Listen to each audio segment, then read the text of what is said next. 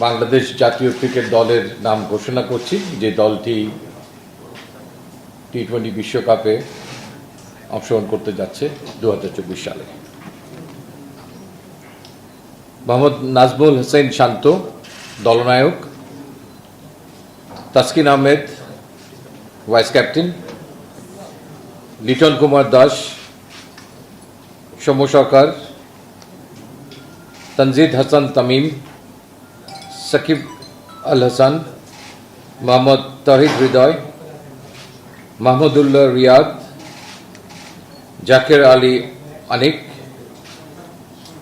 Mohammad Tanvir Islam,